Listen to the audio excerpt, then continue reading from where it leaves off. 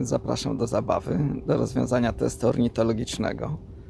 Polega on będzie na tym, że będę pokazywał króciutkie klipy, gdzie będzie sylwetka ptaka w jego naturalnym środowisku oraz głos, który niekoniecznie do niego należy. Czyli za każdy klip można zdobyć maksymalnie 2 punkty.